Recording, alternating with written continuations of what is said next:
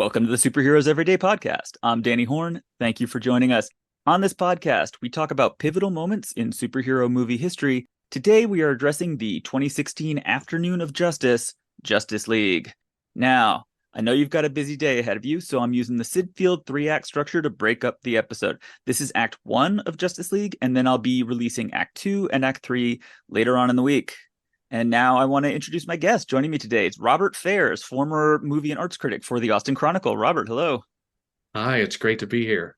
I'm so happy that you're here. Why don't you tell me, you were a movie critic for many years. How long were you at the Chronicle?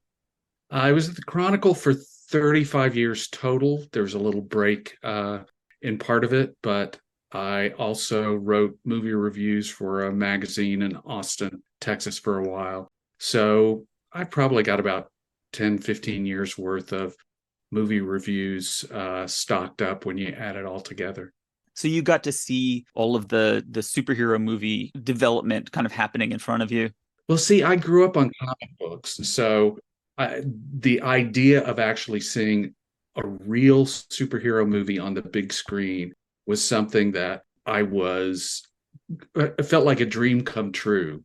You know, when the first Yes. Superman movie came out, I literally had a dream the week before the release that I was Superman. It's the only time in my life I'd ever had kind of dream experience.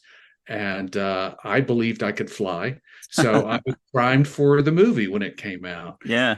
Then seeing how, quote unquote, adult filmmakers treated those kinds of wish fulfillment superhero characters was fascinating. I mean, how do you put Richard Donner next to Tim Burton, next to Bryan Singer, next to whoever? Right. People with such different styles.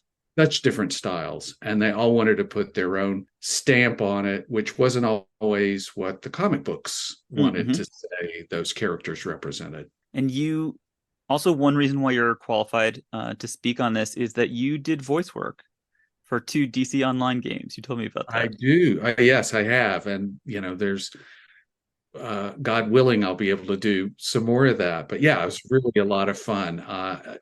If somebody had told me as a kid, I would, at some point in my life, be the voice of Metamorpho, I would have just not believed them at all. So yeah, super fun. Gotten to do Metamorpho, Parasite, and then for this most recent game, I sent in a bunch of audition tapes, including Lex Luthor and the Joker. Ended up getting cast as both of them, in which they had a scene together arguing. So recorded all my Lex Luthor lines and then recorded all the Joker lines as if they're having an argument together. Right. Very fun.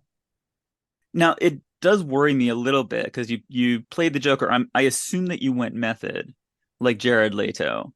Yeah, no, I did get the tattoo on the forehead going in. Just tell me I don't have to call you Mr. J for this entire time. No, Mr. J. Okay, good. Phew.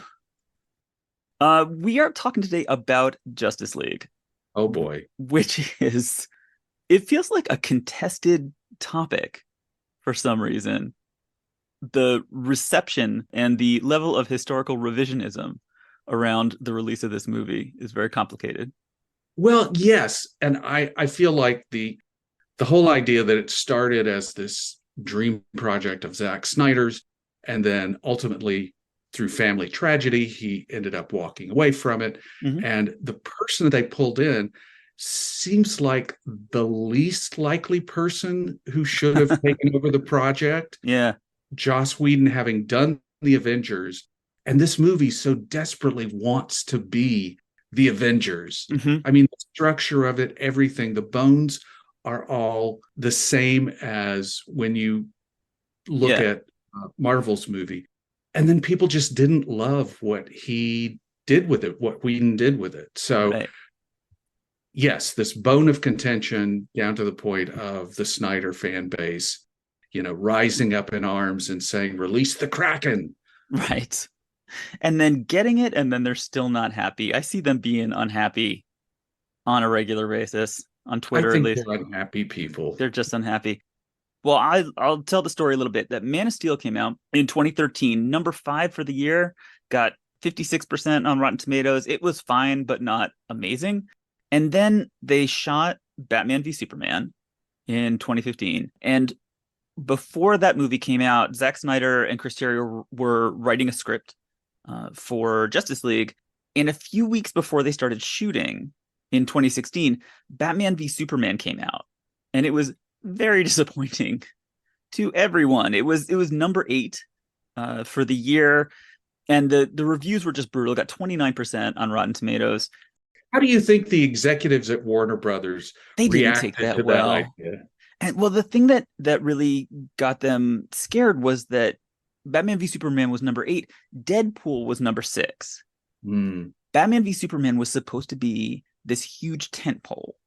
Right. That was going to really kick this franchise up into the next level. And they got beat by an R-rated, very weird, very funny film.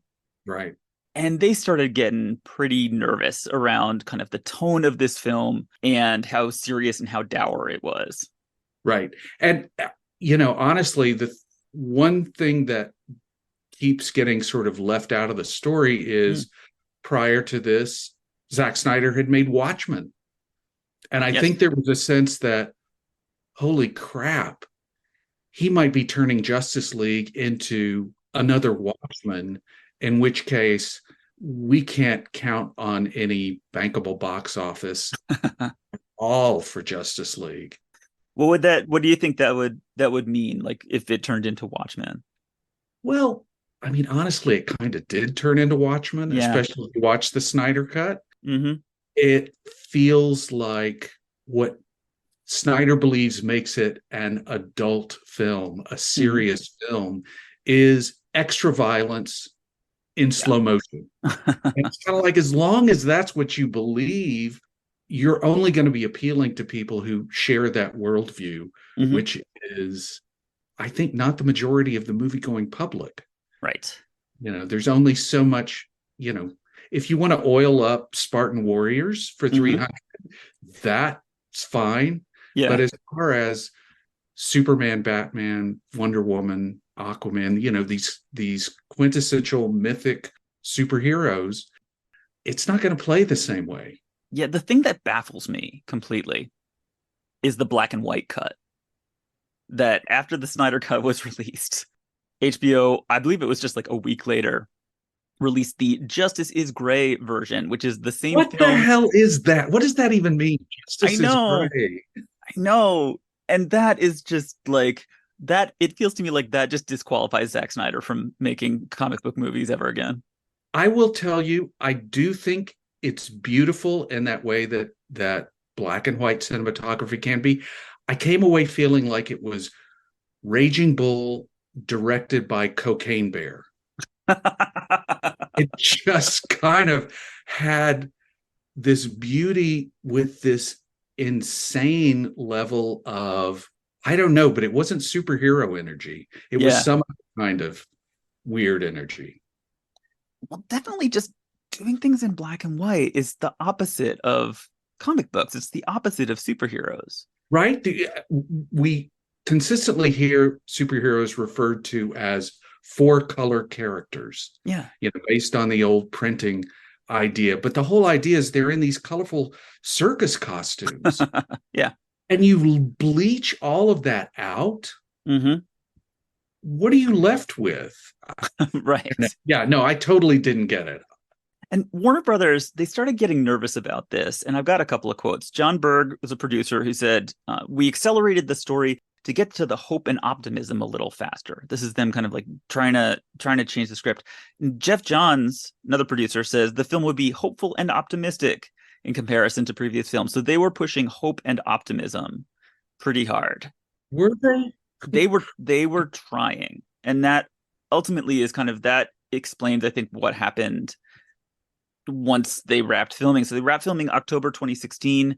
And then during post-production in May 2017, Snyder had to step down because he had a tragedy in the family. His daughter died.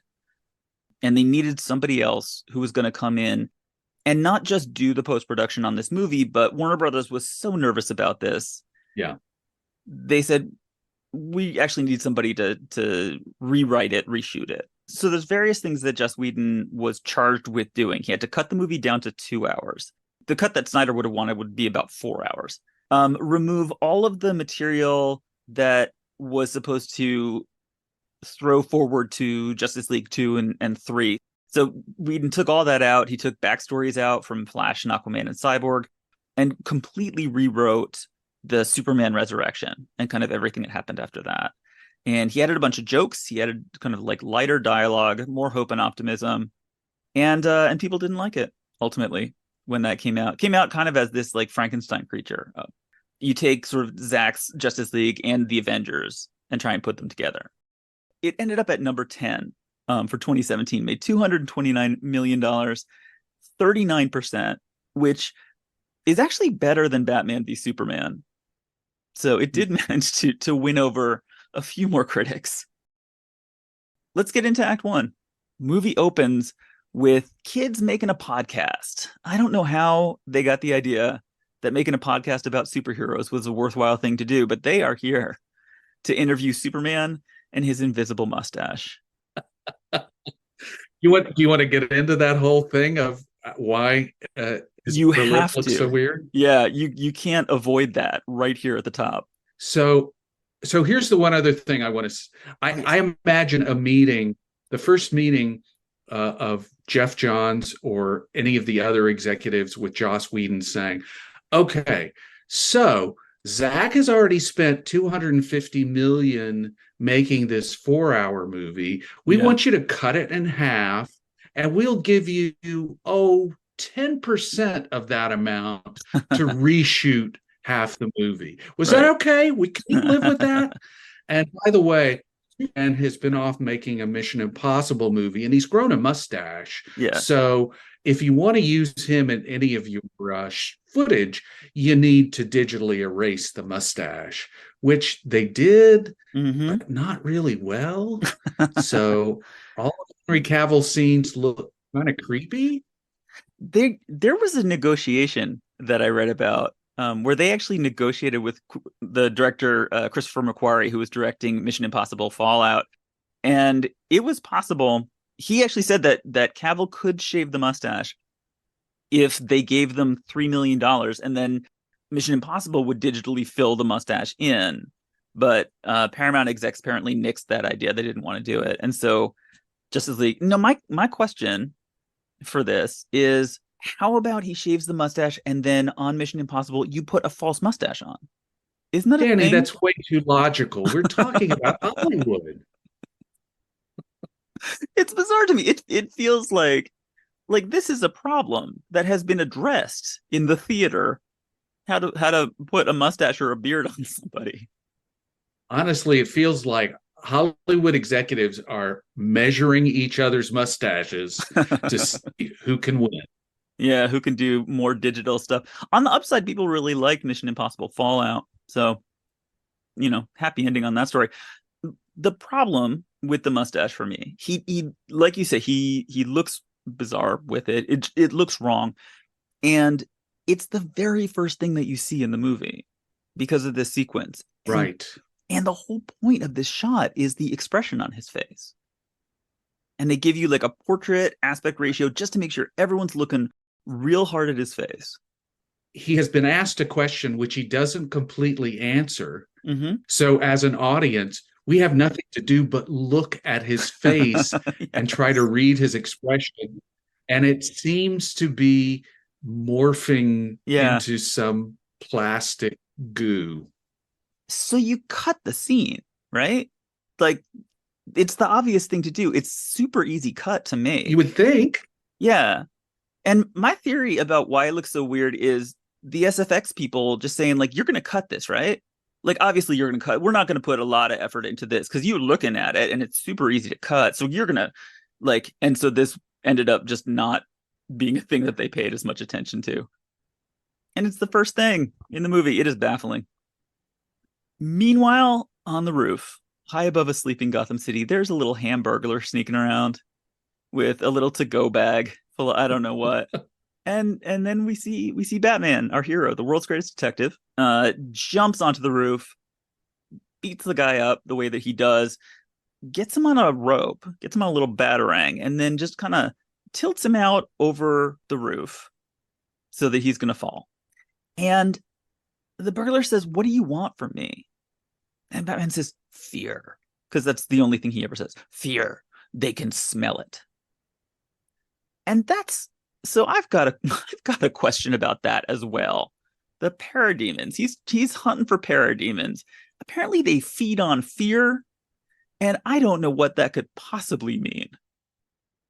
Batman like snares a parademon. That's the thing that he does. Snares it with the net against the wall. For some reason, it just explodes itself. Hard to say why. And it leaves a picture on the wall of 3 boxes.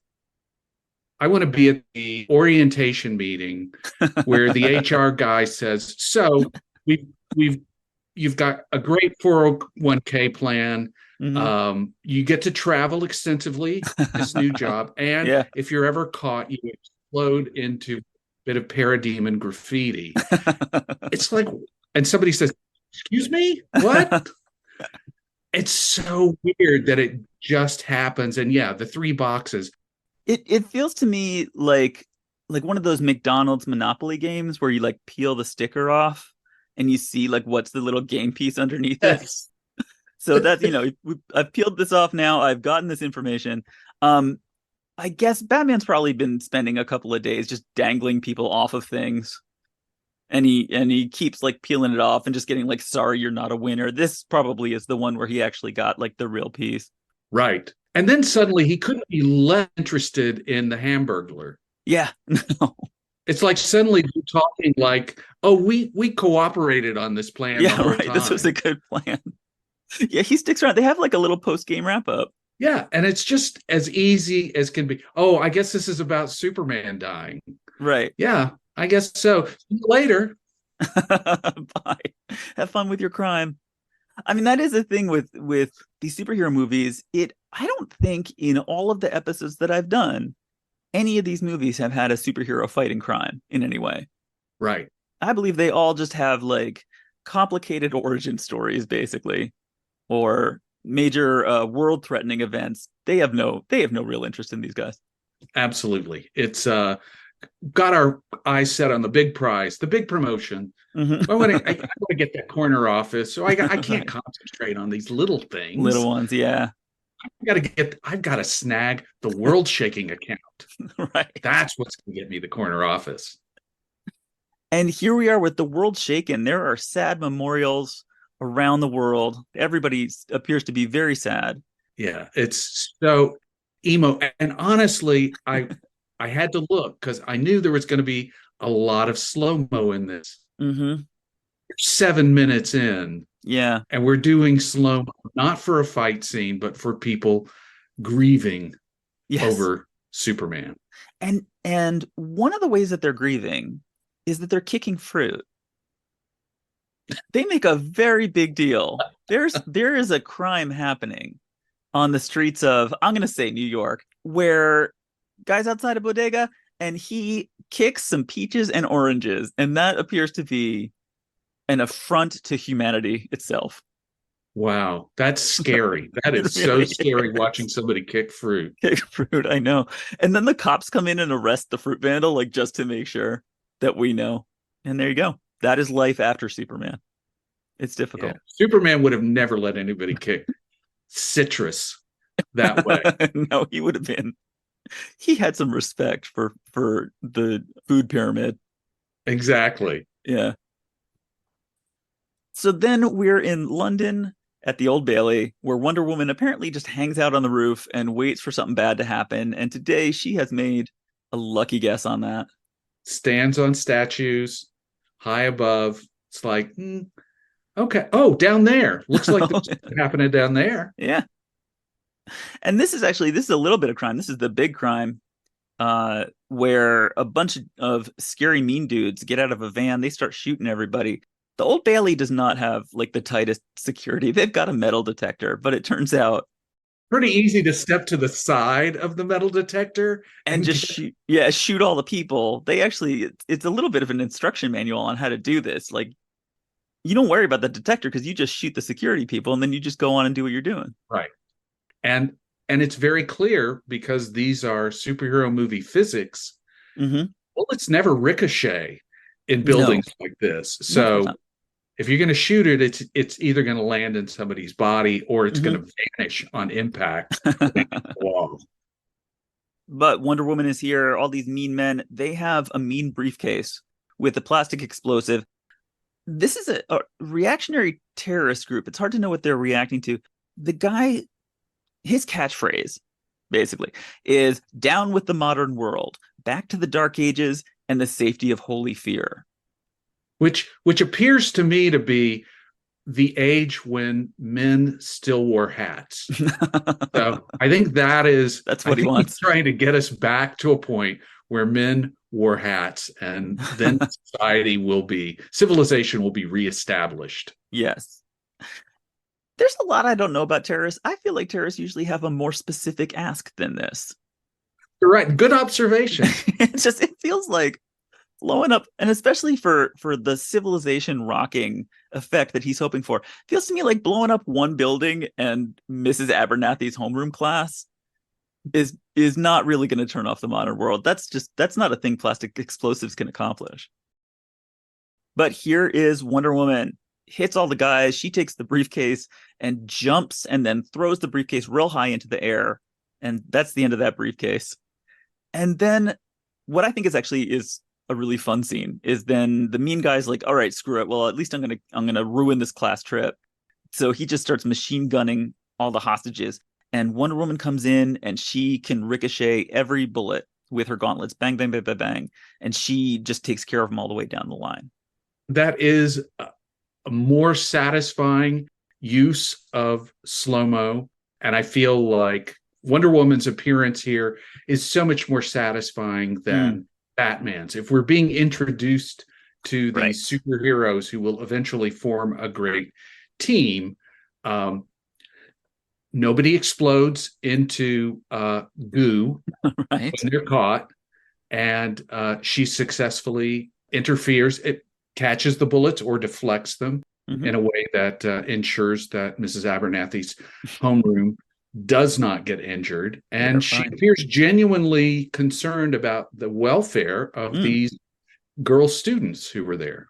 Now, it probably would be easier if she just went to the guy with the gun and knocked the gun out of his hand real fast, as opposed to going down the line. But she's showing off. I can see. You got it. Sometimes if you're a superhero, you got to go the long way around. These are expensive bracelets, and she wants to be able to show people what they do. So otherwise, it's like, well, I got these things. They chafe. They really chafe. Oh yeah, I bet they do. So I've got to be wearing them for some purpose. Right. You want to meet somebody else? Sure. Let's go meet the Aquaman. We got Bruce Wayne, alias the Batman, who he's ridden a horse, come on horseback all the way to Iceland with his little ski goggles. And it has shown up in this little village. People in this village clearly have never seen a movie star before. So they all turn up, they cram themselves into this little meeting room, and Bruce then pretends that there isn't an enormous shaggy Hawaiian man standing around in that room. Bruce acts like he's never walked into a room with people that he doesn't know before. Mm-hmm.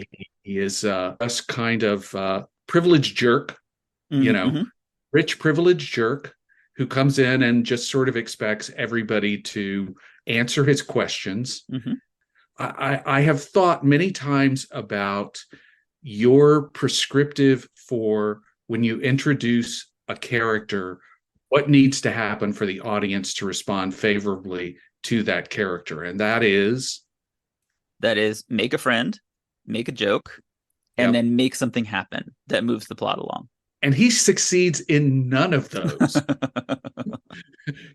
Bruce Wayne in this scene does not make a joke. No. Clearly, by the end, when Aquaman swims away, he has not made a friend. No. And his ideas to assemble a team, he has totally beefed. Yeah, he's that idea. So, yeah, this was not a great scene. Aquaman is he seems to be able to make a joke pretty easily.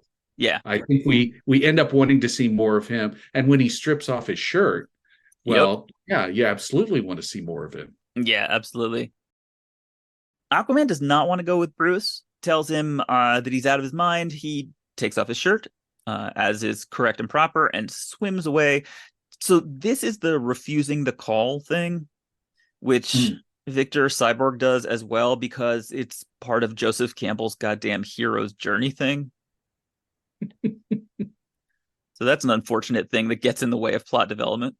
We're going to make sure we see all of the 1,000 faces of the hero right on this damn hero's journey. And we only got 2 hours to do it. Well, we had 4 in the original. Let's be fair. We got a very tight schedule.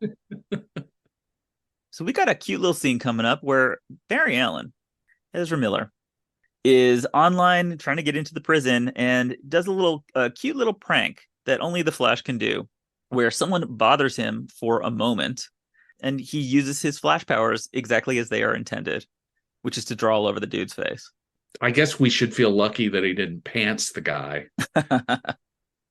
It's possible that he did, and that happened outside of our view. He could be doing this all the time. You get another nice uncredited appearance by a star playing Barry's father. Who's the star playing Barry's father? Billy Crudup. Pretty nice actor to secure for this.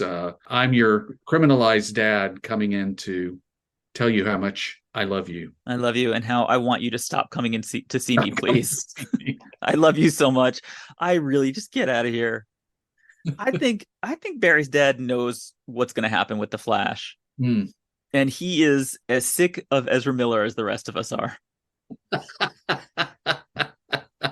Just go, live your life. And obviously, this is upsetting to Barry.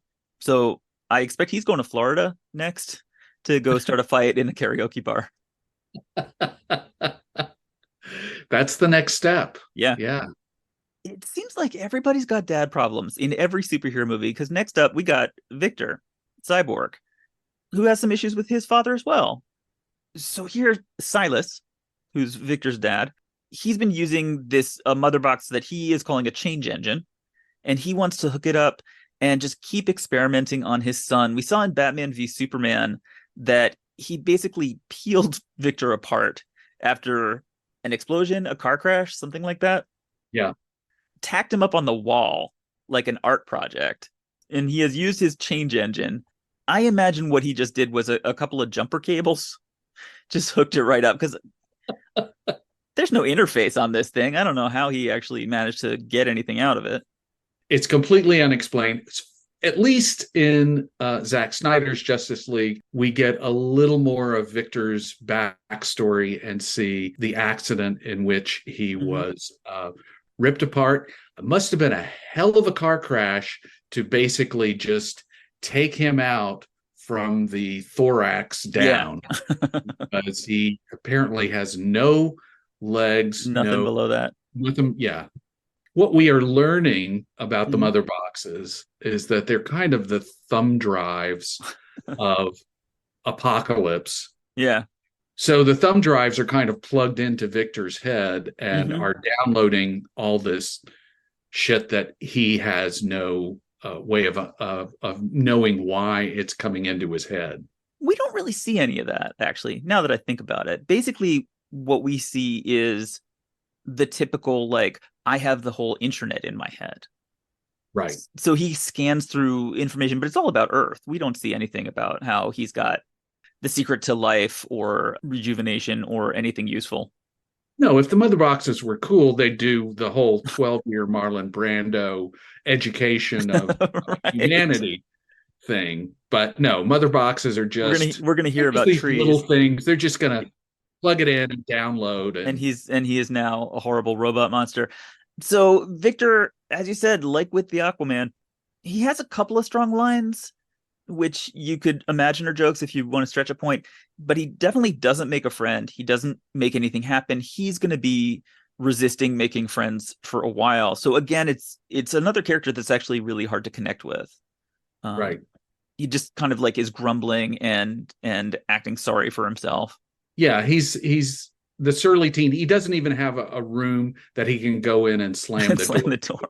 He's sort of, it looks like sort of a big one room apartment, and Yeah. he's got to kind of walk around and turn his back on his dad and look Yeah. down at the street. That's about the best Shut he can. down for a while. But then here we are in Paradise Island with ladies on horses. And this is our first real good look at this humming little box. And we're in a room where it's like bleachers, and all of the Amazons are standing on bleachers. They've got their arrows drawn, pointed at this box. And this is basically what we're going to be obsessed with for the next hour and a half. You kind of expect somebody to like turn a handle and doesn't happen. No, unfortunately. Now, my question is, does this structure on Paradise Island qualify as a facility? It definitely ends up acting like one for sure. Yeah. Nothing good is going to happen in this place. The mother box splits open, creates a sky beam, and then here comes Steppenwolf, who is the villain of the movie. Who has clearly stopped here on his way to the Met Gala. He's got this kind of outfit that is all shiny and sort of a Vegas showgirl headdress. Yeah. It's clear he's got a red carpet in his future somewhere, but he's got to pick up this mother box on the way. He's just it's really hard to take him seriously. You know, especially once he starts talking to the mother boxes, which he addresses as mother. Mother, yeah. And just kind of comes off like Norman Bates in Psycho. It's like, oh, yes, mother, coming, mother. Well, here come the parademons kind of shooting down the sky beam. They've got little ray guns for some reason. The queen's able to grab the mother box, and then she yells, "Seal the gates." And so here's the facility moment where the security system that they've set up is to have very large women with very large tree trunks holding open the doors, right, kind of balancing the doors on top. And if you want to close that door, you have to destroy the tree trunk with your huge club. This is the system that they've used to keep the mother box safe. And we see later, Atlantis basically has a very similar kind of security system, which is basically just like a rope around it that says, please don't touch. I feel like they might have just given all three boxes to humans. Well, now don't go there, because I'm just asking questions. Honestly, they had the good sense. And let's remember, this was done however many 5,000 years ago, before modern security systems were available to the Atlanteans and the Amazons. But at least they had the good sense the Amazons put theirs inside a big facility. Yeah. The Atlanteans put theirs at the bottom of the sea. We come to see a little later on, the humans put it in the middle of the carrying it around. They're just they dug a hole like 3 feet deep and are like, yeah, that's the place where we're gonna hide it. So I don't give the humans much props on this. All right, that's a good point. Yeah, I guess these things are just, there aren't a lot of hiding places in the world. No. It's really hard to do. So Hippolyta, she's got the box. The facility is breached, and the Amazon ladies just take it. They get on horses and they ride off. So this must be Amazon Prime doing a delivery. This is what it's like when you deliver for Amazon. It is this tense. And honestly, they paid for the deliver tomorrow. Yeah, they really did. So they're really humping to get it there as fast as they can. This is a very exciting scene. Steppenwolf's smashing his way out. He's going after the Amazons. He can jump real far. That's a thing that Steppenwolf can do. Yeah, but come on, I don't think the CGI on Steppenwolf is all that great. He looks kind of like Donkey Kong jumping. It's kind of like, I just rather you show me him starting here and then ending here. There. Yeah, I don't have to actually watch the jump. The Hulk jump, yeah. Well, they are riding along. The parademons are trying to grab this glowy box, and they do just, jumping from one running horse to another running horse. grabbing an arrow in midair and twirling a baton and singing the Star Spangled Banner. She's amazing. Yeah. And I'm not sure who this is. There's one of the Amazons ends up under a horse. Right. Trapped under a horse, which sucks because Amazon doesn't pay health insurance. Yeah. If you're part-time like this, yeah.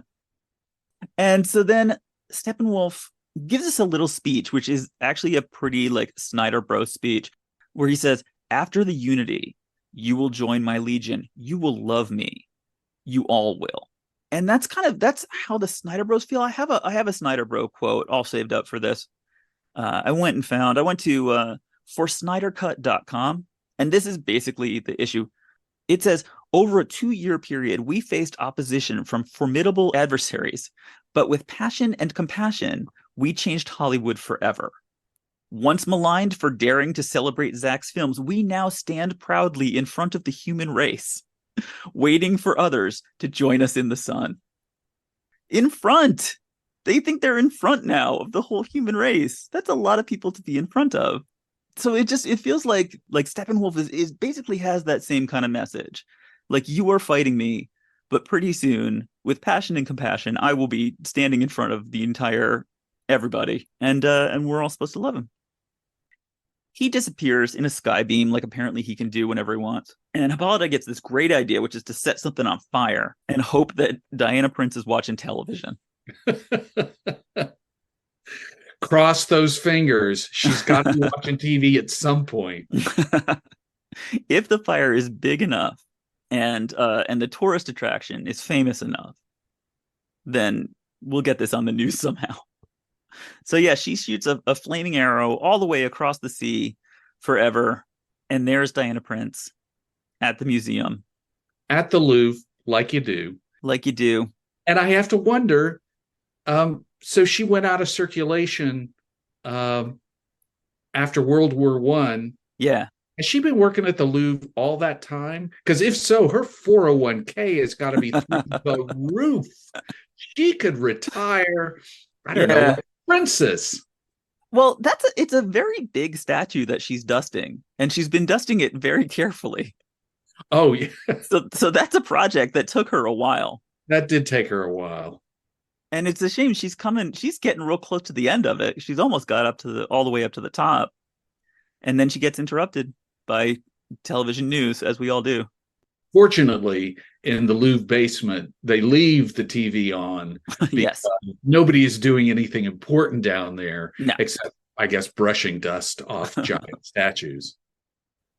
We got Lois Lane talking to Martha Kent at the Daily Planet. Widow Lane and the Widow Kent. Yeah, they're not super happy. Ever since Superman died, Lois is feeling like the world doesn't make sense.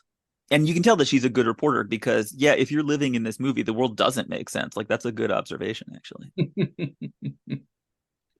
And plus, we find out that the Widow Kent has literally lost the farm.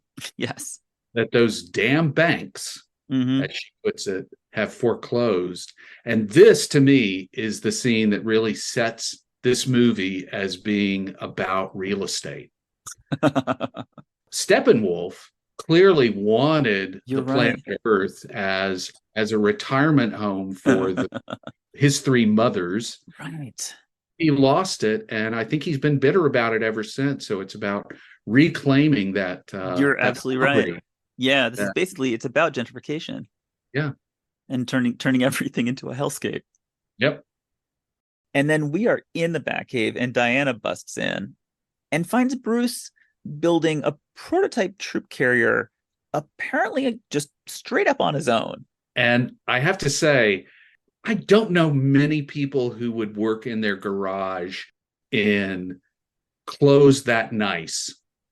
And it's kind of like, Bruce, I understand you have enough money that if you get a spot of grease on this beautiful cashmere outfit of yours, that you can just throw it away and have Alfred go out to Brooks Brothers and buy you a new one. But, coveralls show a certain amount of common sense. If you're under something, that grease is going to drop and you just are ready for it. Well, Do you think that means that he has actually been welding all this himself? This might be like the one moment he had people come in and build this thing. You don't build something this big just on your own in your spare time. Yeah, no, I think Lucius Fox was Yeah. probably hiding somewhere in the background of the scene, and Yeah. we never got a chance to see Lucius Fox and his army of mechanics Right. who Yes. probably helped build it. And Bruce said, "Let me tighten this one Yeah, screw." exactly. He wants to feel like he's participating. But Diana is here now and is able to they're able to take a walk in the park, and she gives him all the exposition. Jesus, exposition woman. That's her new title. And yeah, she takes us back in time, and we find out that Steppenwolf, his original attempt to take over planet Earth, was like the last battle in the Lord of the Rings. Mm-hmm. It's the five armies coming together, Yes. and I And he's got these three boxes that hover in the air and jiggle. And when you put those three boxes together, it's a little unclear how you store this, what you need to, why are there right, three separate boxes is kind of my question. yeah, But when you put those boxes together, it creates some kind of engine. It forms the Unity with an apocalyptic power that not only destroys the worlds, but transforms them into the primordial hellscape of Steppenwolf's birth world. And so it's it's exhausting just thinking about what they had to go and do.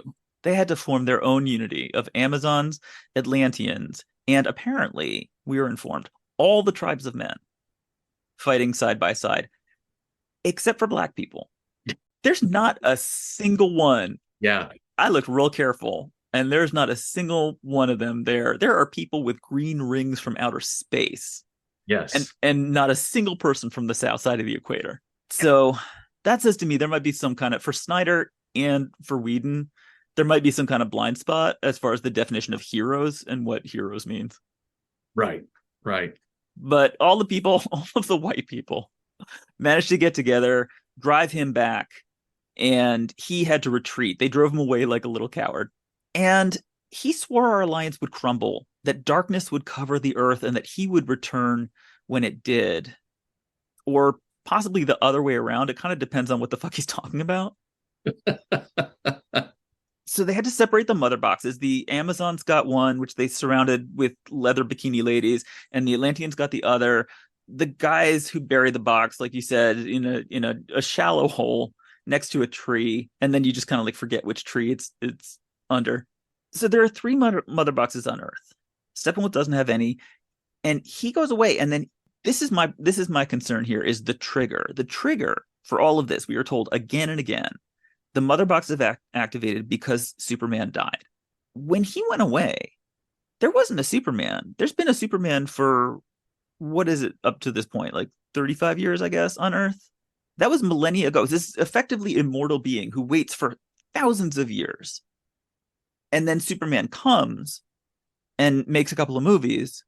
And then as soon as he's dead, that's the trigger. That's when we show up. I don't really understand that as a process.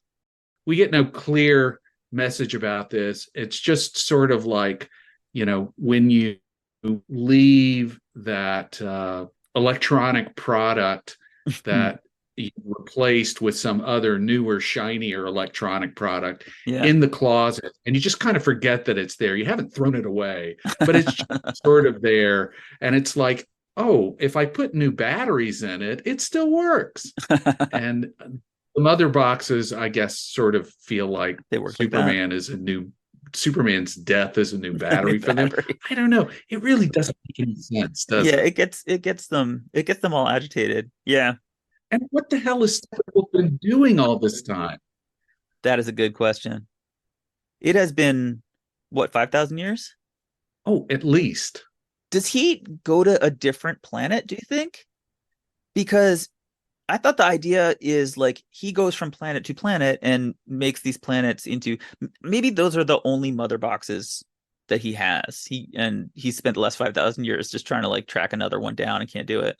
I think he's gone back to the office and just has been shuffling papers nursing his resentment. Trying to keep himself busy. Yeah.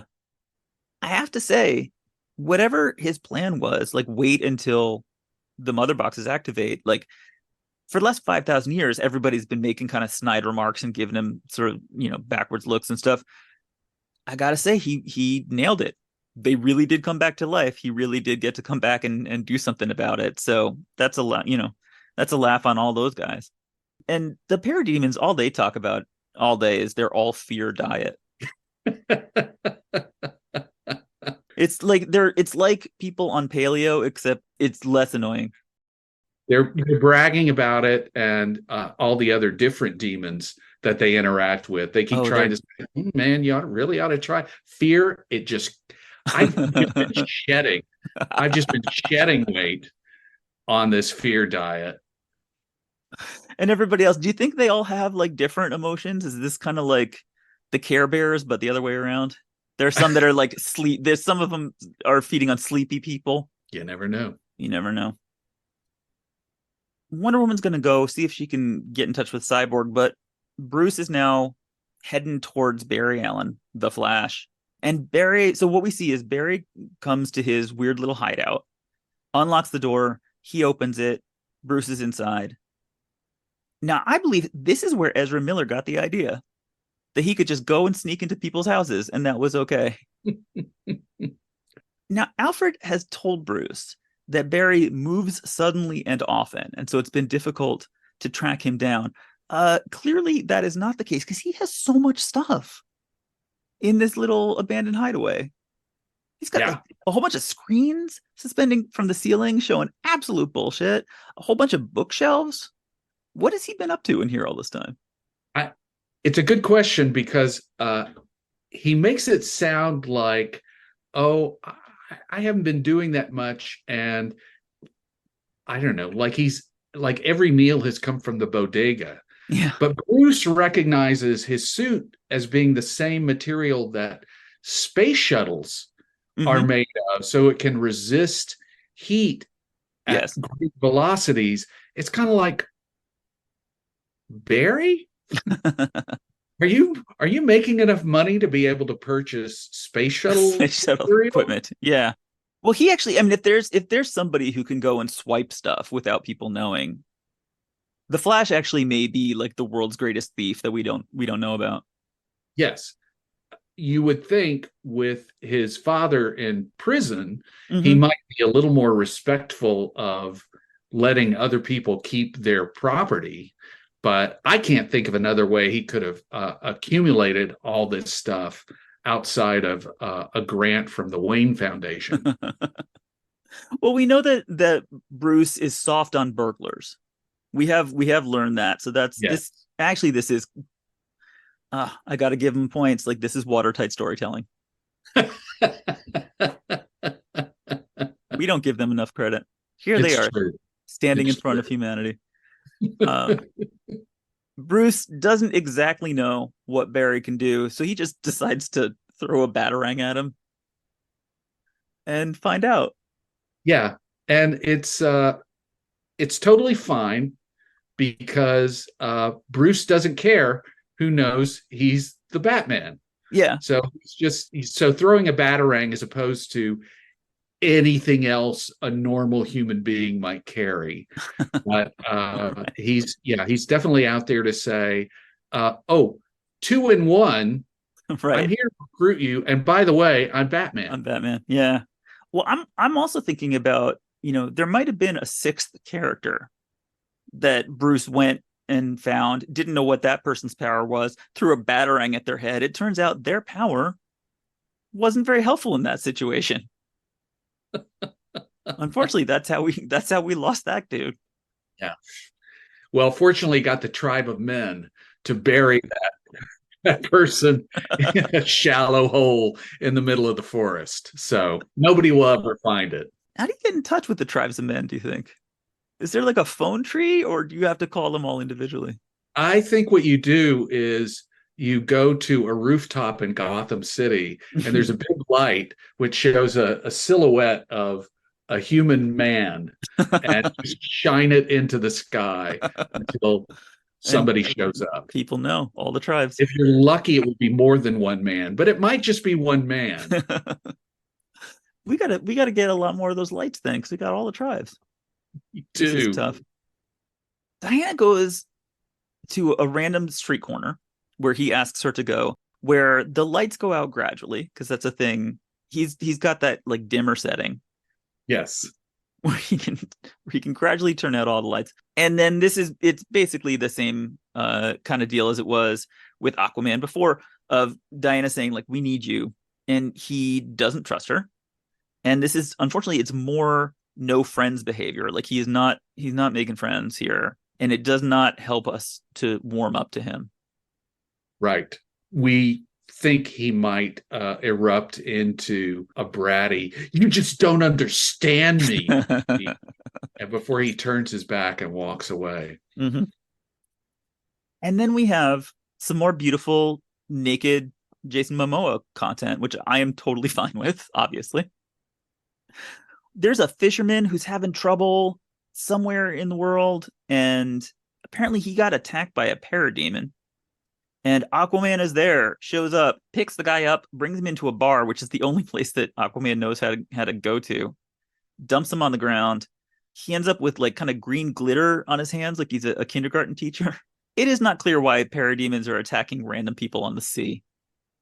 It might be a fear thing. I'm not sure. Well, the guy was on a boat sinking in a swimming pool or somewhere.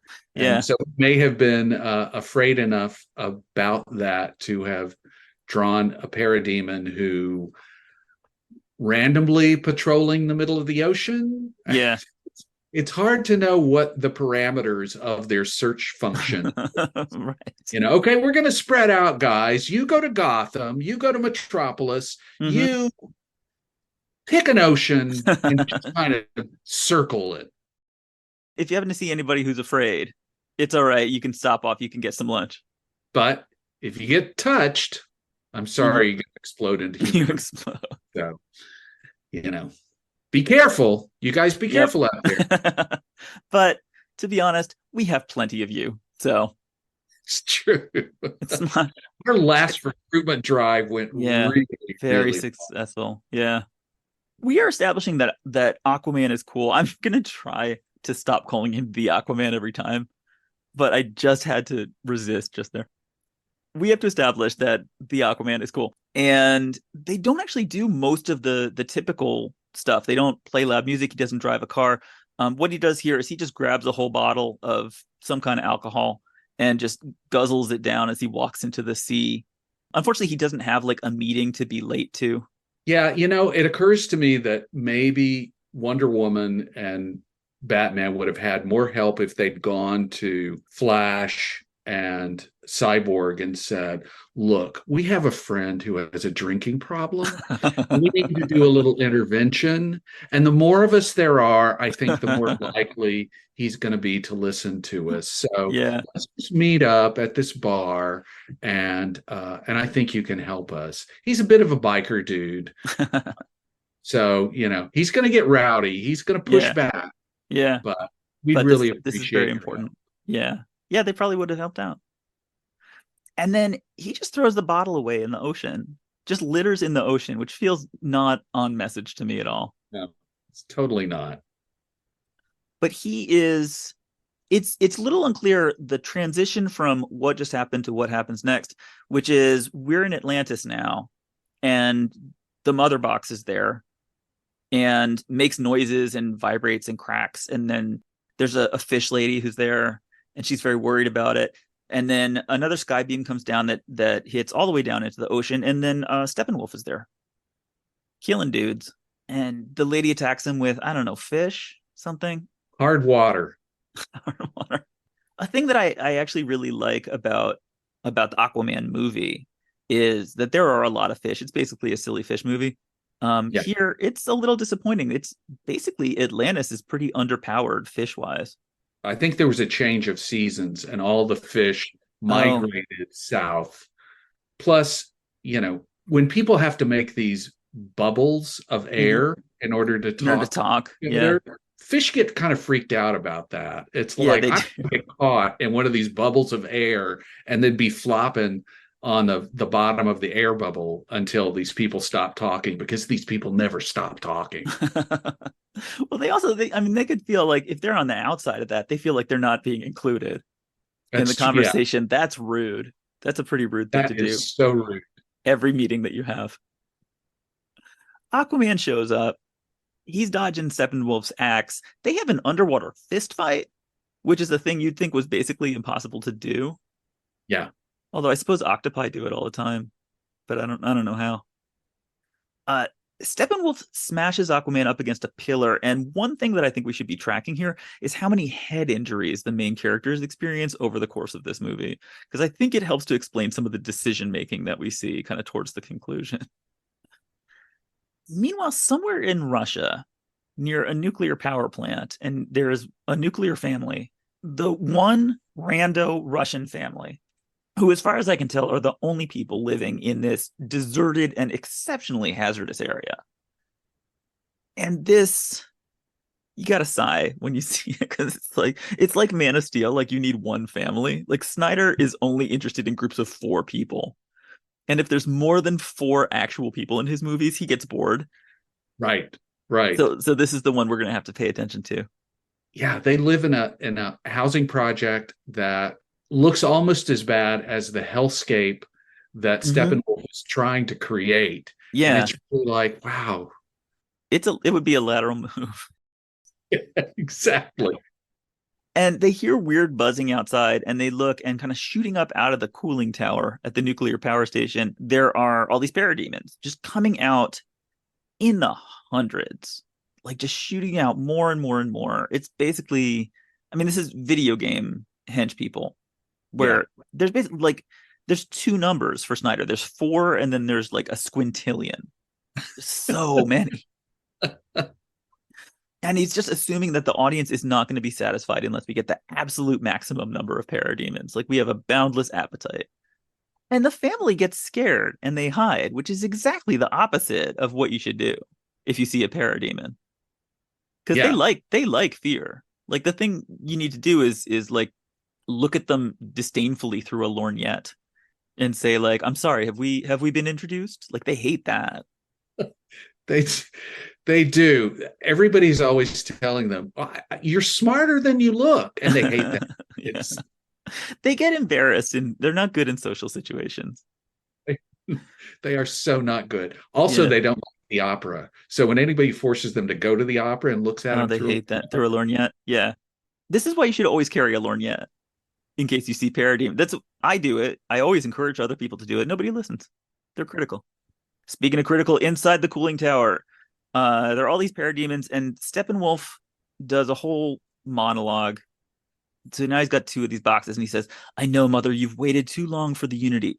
I know, but you will feed, and my exile will come to an end. And I don't know what they feed on. Steppenwolf needs somebody to talk to.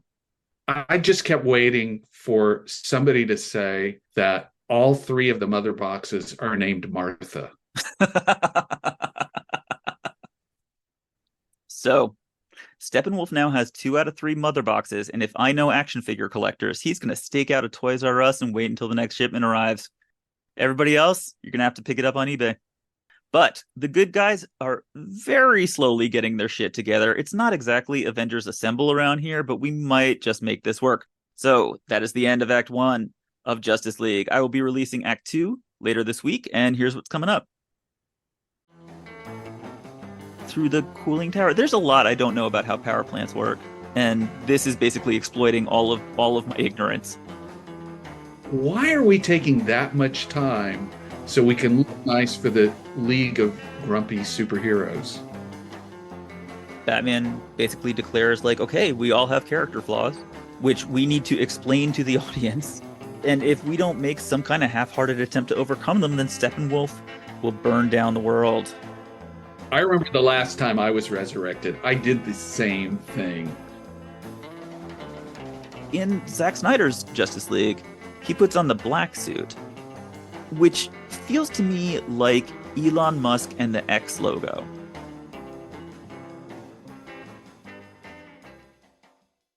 All right, stay tuned for that. Thank you, Robert.